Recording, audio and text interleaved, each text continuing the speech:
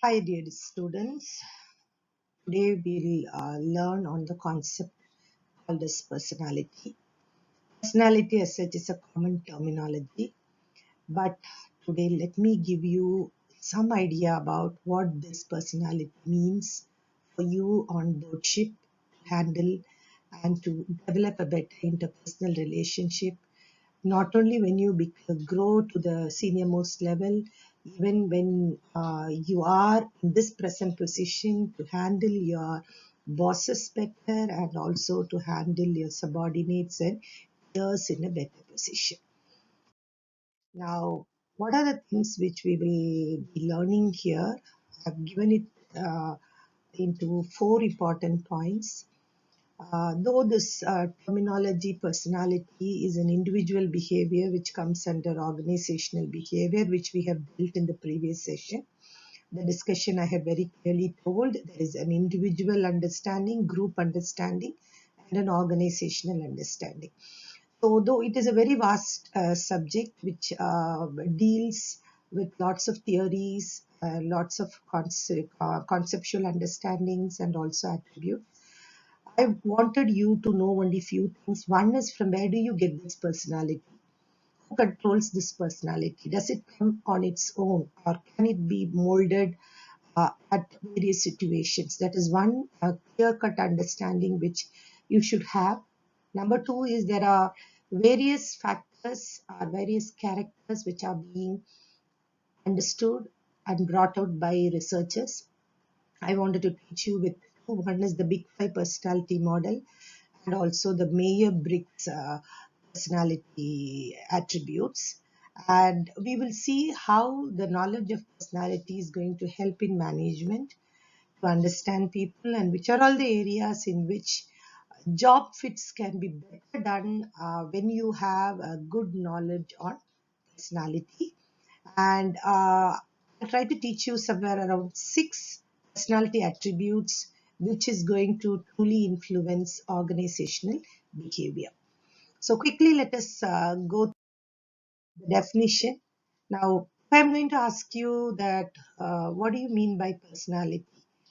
Everyone, you're going to tell me, like, you will think about a role model in your life. For some it might be your parents, for some it might be great heroes or great politicians, great leaders whom you have really admired, and for some it could be even the film stars who are doing lots of social activities.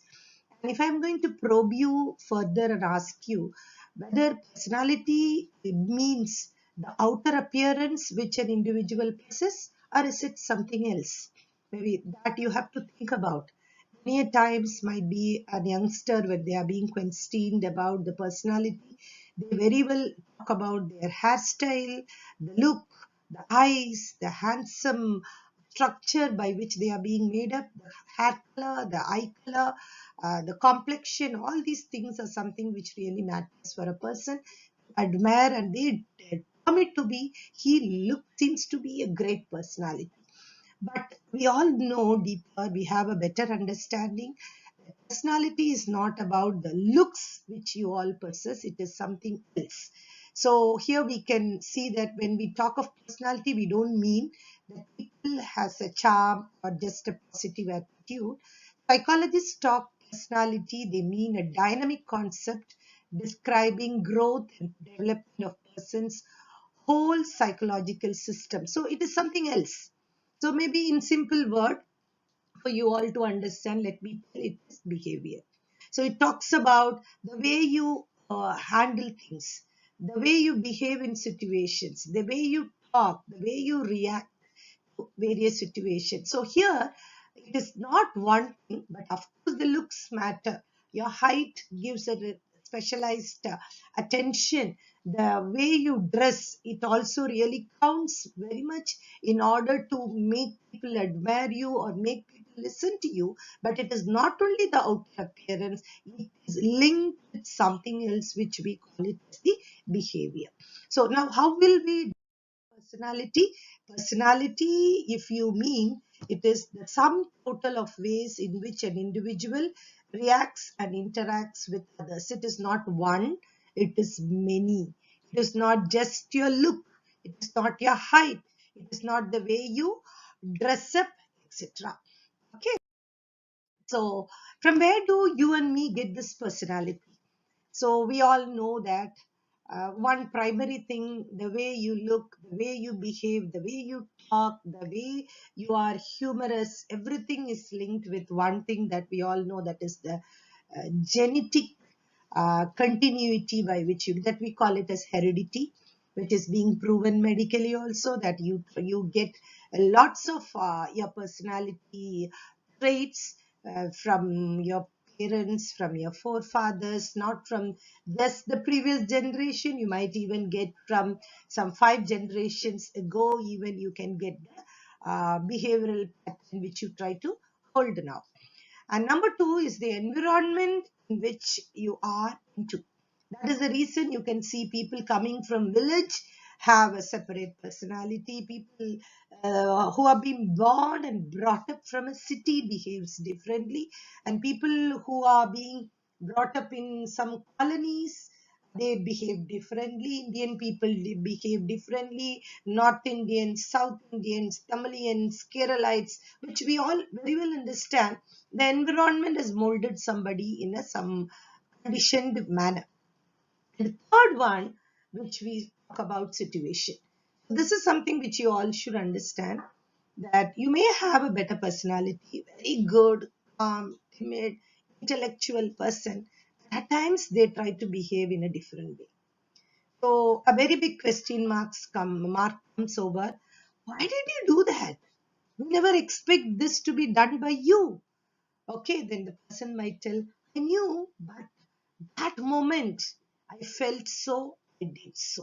You can even come across lots of stories in the media talking about, like, he's a person who can control his emotions. We didn't know how did he do this murder. So that is a primary uncontrolled factor which can even make you behave in a different way, is the situation. So at this point, let me tell you, when I'm going to talk to you about organizational behavior, many times I'm going to talk about the situational factor. I might teach you so many things, like maybe like now across the table, I'm trying to teach you something, but you might face a situation which I have not taught you at all. At that time, you cannot think that Honey ma'am never taught me all these managerial tricks. How will I do it? I never came across such a case when she tried to teach me. Yes, situation things are not under my control. Okay, I can give you a few examples, but you will face an extraneous situation which you have not learnt at all. But the thing is, like, all these basic knowledge and concepts which you are trying to learn through our syllabus will definitely guide you to do and exhibit and develop certain better skills in your management position. Okay, now we are very clear. So, from where do you and me get the personality? It's from three areas: heredity, environment, and situation, which we can call it as what influences your personality. What are the personality determinants? If there is a question, you are supposed to answer this with some examples. Now, when we talk about personality, maybe twice I had even used this word trait to you. I don't know how many of you have heard already about this word trait. So we all have should have heard about the word called as character. Character which molds your behavior.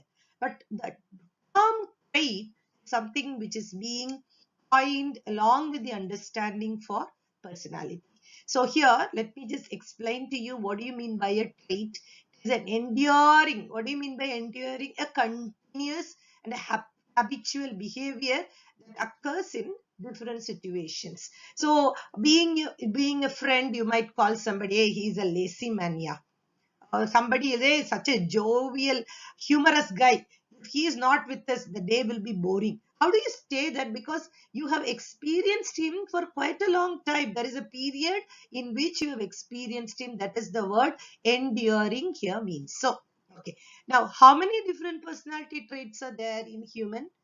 So there were innumerable. So researchers tried to identify, like, to you, to me, to just list out what are the different types of personality traits you possess.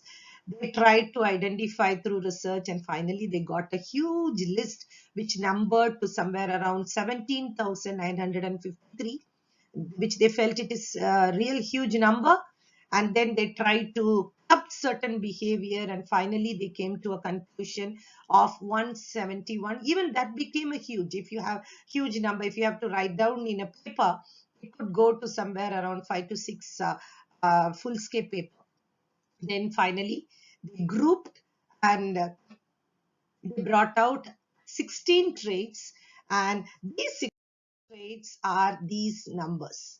Okay, so 16 so positive or one type of traits, and the opposite of that 16. So totally 32 traits are now into practice. People try to understand. These are the words which we keep using very often to understand people. So reserved people can be there. Just opposite to that, you can have an outgoing person, less intelligent person, more intelligent person, an affected by feeling person, emotionally stable person. So affected by feelings, a person will immediately shed out their tears. Emotionally stable, come what may, they can even control their emotions. So now we know like what is personality and what are the personality traits. 16 by 16, 32 out of research they have brought it. Okay, this is just for your understanding. I would like to bring it to you. Just go through that. It is not necessary that I wanted you to mug up all these things, not at all required.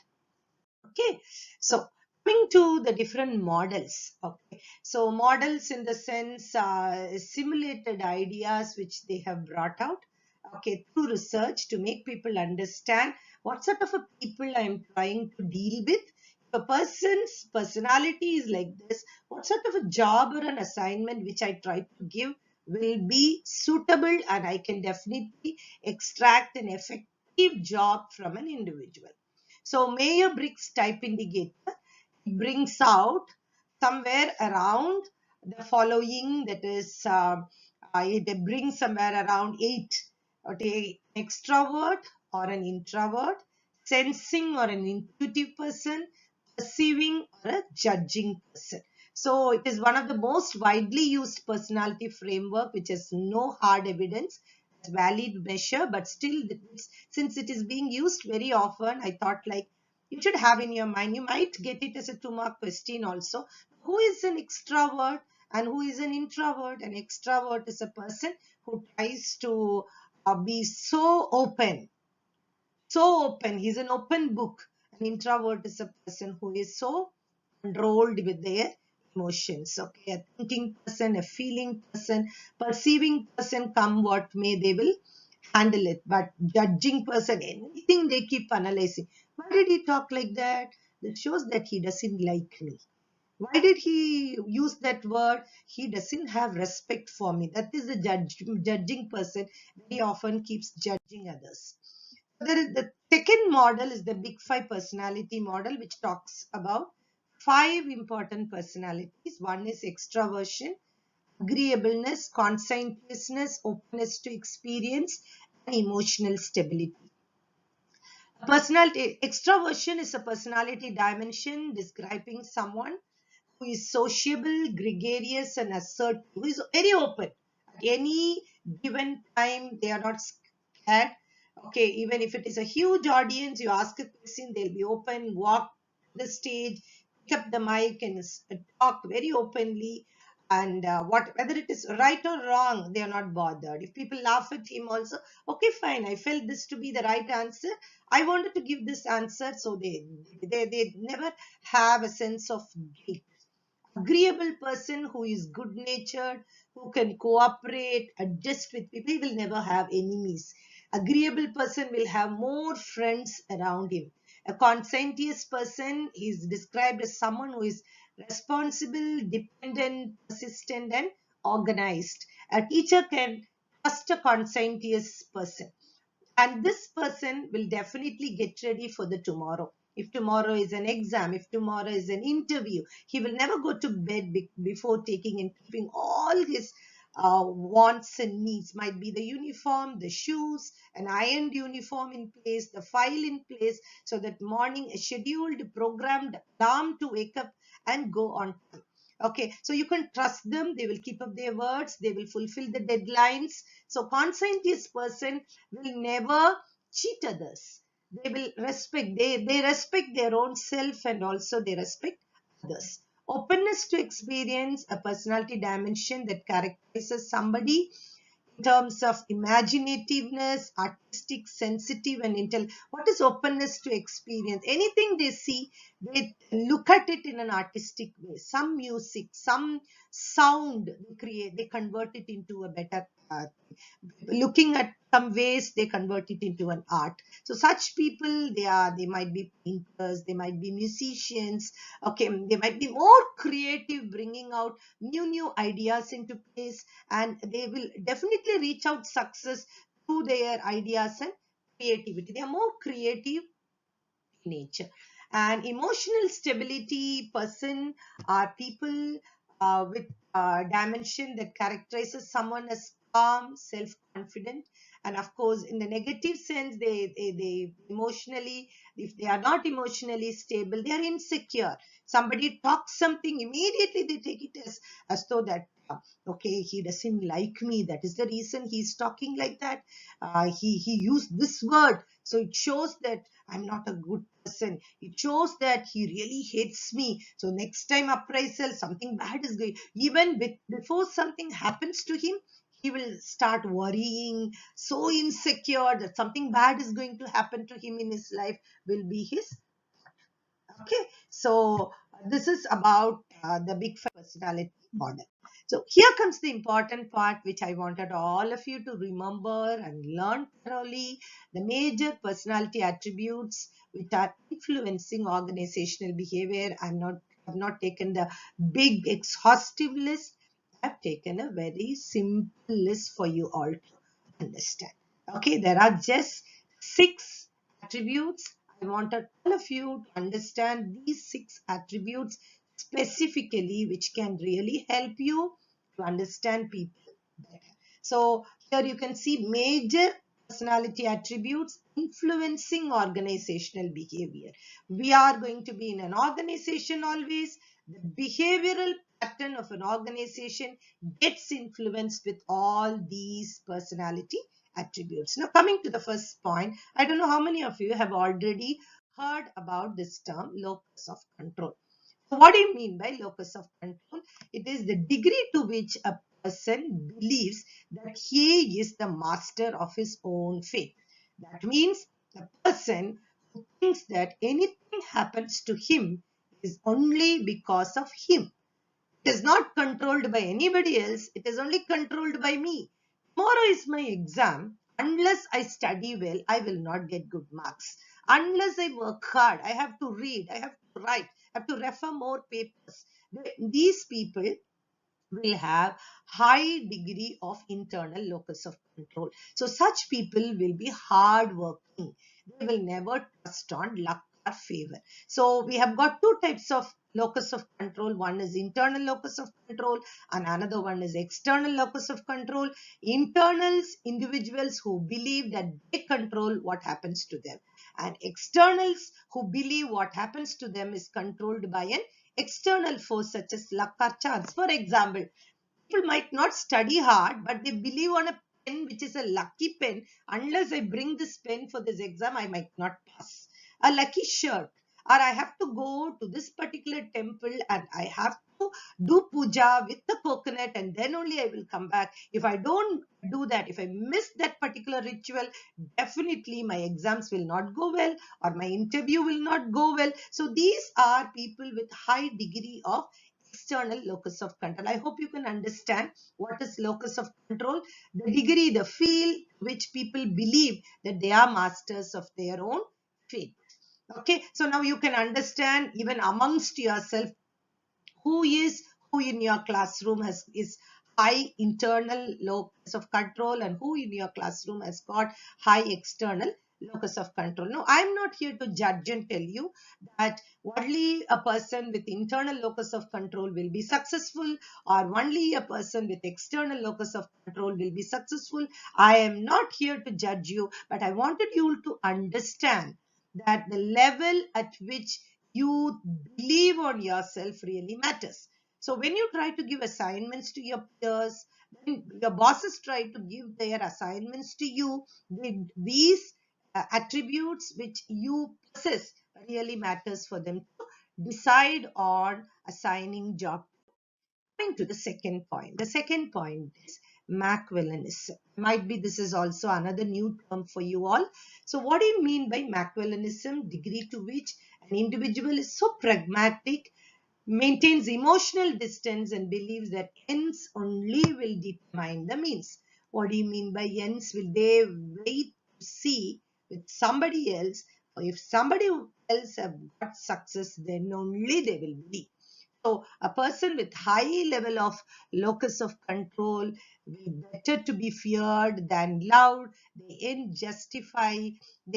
will justify the means. Unless they experience it, they will never believe and they will never do it also.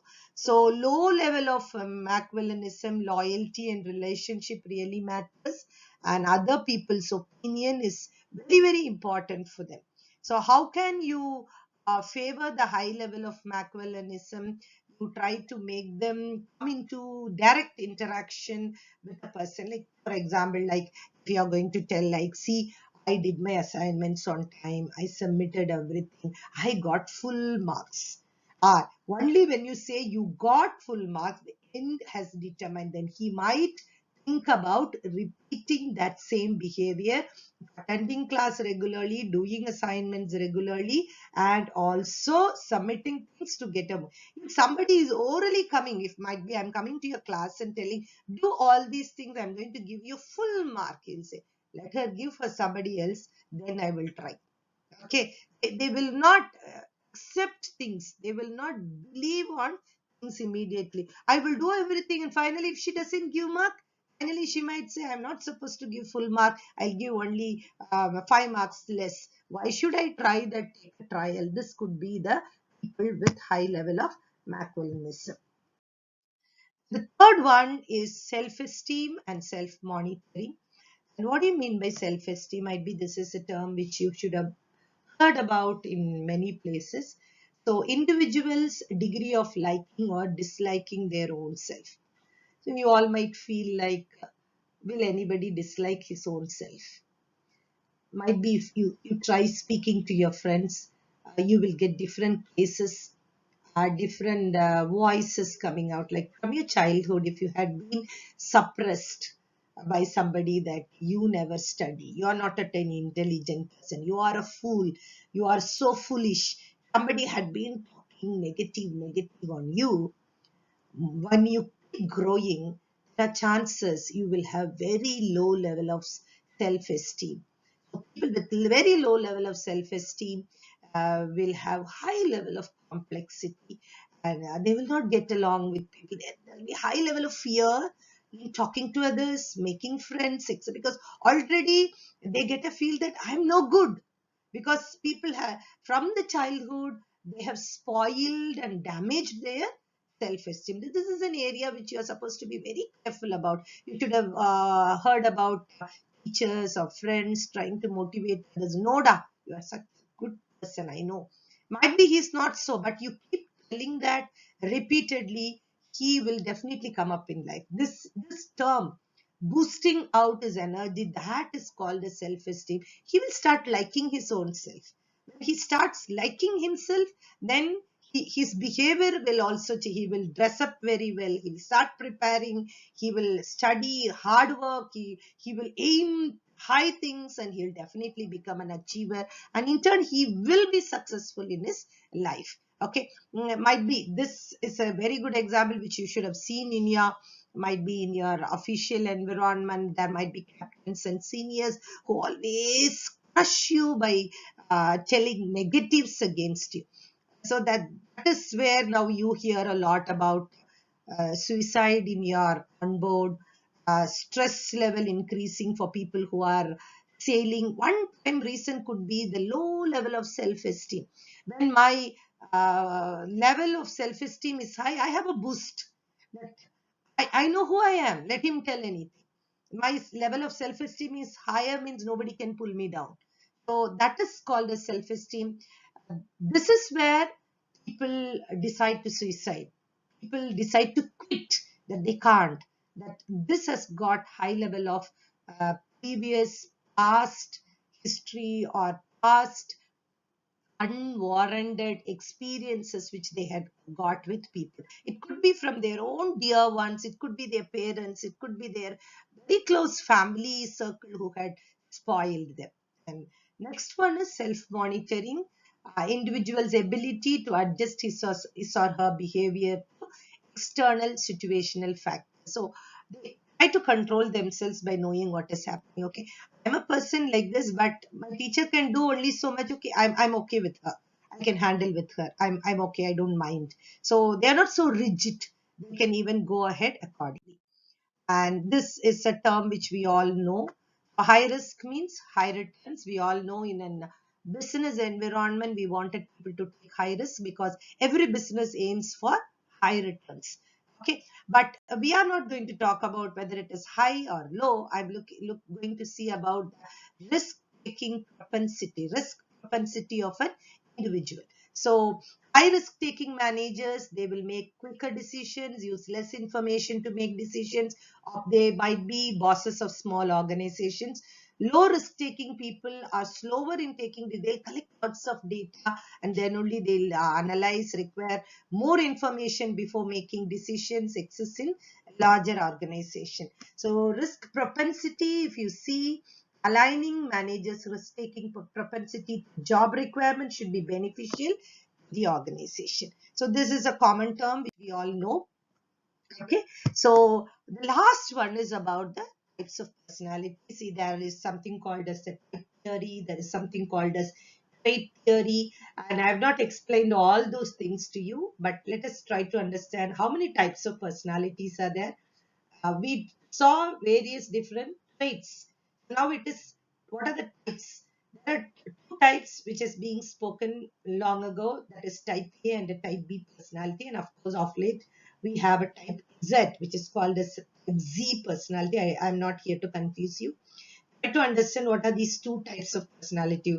Who is a type A personality? Aggressive involvement in chronic, incessant struggle to achieve. They cannot walk slow, they walk fast, they cannot sleep freely when they get time. Okay, they're so programmed in their life. Let us see who they are. So type A are always moving, walking, they even eating, they eat by standing.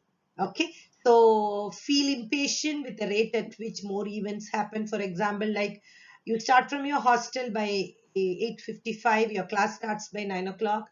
Type A personality will walk fast to reach the classroom by 9 o'clock.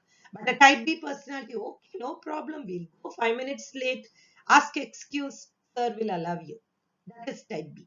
Okay, so type A strive to think or do more things at the same time. They do multitasking. Their mind is always occupied and they wanted to complete lots of work. They cannot cope with leisure time. They're obsessed with numbers. Always they wanted to know what has happened. If answer sheets are given, pass mark is not their botheration. If they've got 95, they wanted to check with the next person what is your mark.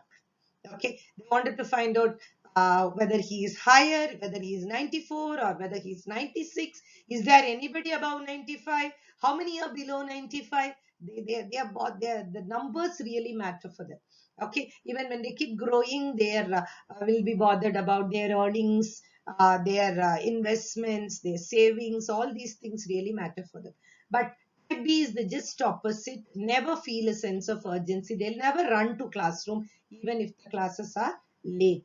They feel no need to display or discuss about their achievements. Okay, you're waiting for your results. The teacher is giving you the paper. Type B person will say, Macha, I passed. That's all. Only my pass is okay. He will never ask anybody, what is your mark or what is my mark. Okay, I passed. That is enough. But They'll never check about what is you 90, me 40, me 50. No calculation on that part will be there. They can relax without guilt. Maybe I can give you an example, a very, very usual example, which I give for you all, might be for an examination. IPA personality students enter into the examination hall 15 minutes early. Okay, and during the examination, they will be always stressed when the teacher issues the question paper. Even if the teacher delays 1 minute, they get stressed. In order to get the additional sheets, they will not even waste 1 minute. They just stand in their place, continue writing, waiting for the paper, asking in the left hand. Okay, and they write till the last moment. 3 hours, they feel that it is insufficient for them. But what will the type B people do? Should I enter by 9 o'clock? What is the maximum time till which I can go? If it is 9:30, they will enter only by 9:30. Very coolly, they'll open the question paper and see, and they'll say, okay, I'm not going to write all the answers, but to write my answers, I need not hurry up now. There are lots of time. Let me sleep for a while. I've seen lots of students snoring and sleeping inside the examination. That is the fourth point which I have mentioned, can relax without guilt. There is another A personality who is hurrying with a feel that time is insufficient for him. But there will be few students who will be sleeping, snoring also. The examiner should wake up and tell, I'm not here to supervise you sleeping. Then they start writing, and before time they used to give the paper and go. Now I hope you can understand what is a type B personality and who is a type A. Now tell me, in an organization, bosses will like type A or type B. You all might tell me that type A is much wanted person. Might be those are gone are the days wherein people wanted to have business. They talk more about business. Maybe men were treated like machines. IPA personalities were wanted, but today it is not so. IPA, like if I had to tell you in a detailed way, IPA people are very prone to heart attacks. They are stressed always. At a very young stage, they develop all sorts of diseases. And might be they might bring huge business for them at an early stage, but sustainability is a very big question mark. But type B people, stress level is very normal. They never suffer a sense of urgency at any time. So they are cool. They were always cool. So in today's situation, the generation in which we are dealing with wanted cool personalities who cannot get stressed, because you will be requested to do extra. Even if you are asked to do extra, he will be cool. He will never get stressed at all. So that is much wanted today.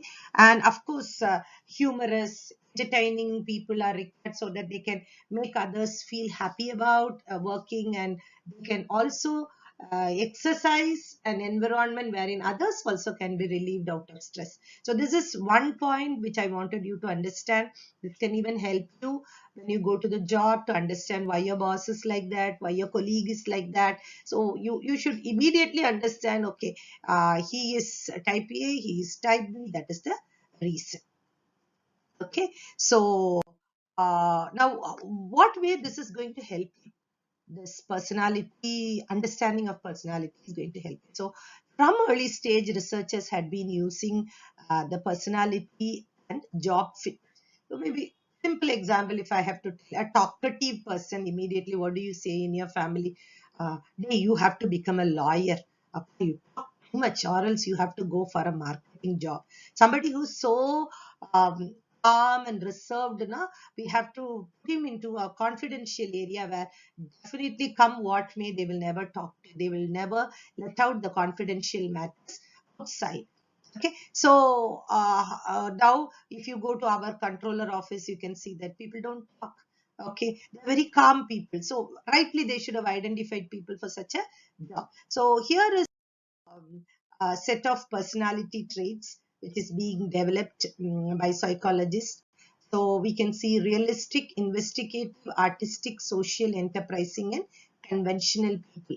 So these are the traits which they have identified, and what are the jobs they try to match with. Uh, One simple example which I can show you. So realistic people, they prefer physical activity. So mechanical engineers, automobile engineers, and more engineers, they are all realistic people. They don't mind going down and working. A mining engineer, a marine engineer, all are realistic people. Okay, and investigative people go more into research. Okay, they might be mathematicians, economists, reporters, journalists. They will be investigative. Sociable person, they become a good doctor, they become social worker, teacher, counselor, etc. Conventional people, they know what to learn and repeat. People who can, you give a book, they mug up the book fully. Such people can make up a corporate manager, accountant, etc. Enterprising people, that is verbally uncontrollable energy to speak to anybody. They can make a lawyer, they can be a public relations officer, they can do lots of small businesses, because by speaking a lot, they can bring more business, and they can also be successful in life. Artistic people, as I had explained already, highly talented, they can make a musician, film director, painter, writer, authors, etc. So this is one example. So knowing your personality guides a person to perceive who you are. So where do we apply the knowledge of personality? Maybe you might see when the recruiters come and recruit you, they keep a psychometric analysis. Psychometric test. No test is, no answer is right or no answer is uh, wrong. All answers are right only. Okay. So when it comes so, okay, they are not going to judge whether you have given the right answer or whether you have given a wrong answer. It is going to be measured, the level at which you have answered. They conclude that who you are. They bring out the whole picture, a sum total of ways, and they say he is such a personality, and this personality fit him to a job in this particular position. This is how they try to analyze you, and to complement that, they do a personal interview, maybe the documents which you try to give, maybe your certificates and your resume. All these things are additional evidences which can prove, yeah, you are such a personality. So knowledge about personality helps people to recruit, but you to assign job, handle your boss. Why is he behaving so? What is he expecting out of me, so that I can also show myself as a better employee and get a good name from my boss? For which this simple, I have given a limited knowledge to you. This will definitely guide you and take you to a better show off a very good interpersonal skill in your job. Okay, on board, you will definitely appreciate knowing this knowledge, and there are lots to be understood in personality, but I've given you a limited knowledge, and I hope you have understood. I wanted you to learn about the personality determinants. I wanted you to understand about type A, type B, learn all those concepts which come under the personality attributes that influence. These things can be asked in your 2-mark question, and all what we have learned can guide you analyze any case study which is being given in your examination. So any questions and clarifications if you have with reference to this particular topic, kindly post it in the Google Classroom. I will discuss and solve it. Please go through this video, share it with your classmates, and try to understand, so that I wanted all of you to keep yourself to go through the next online examinations which we are planning. Thank you.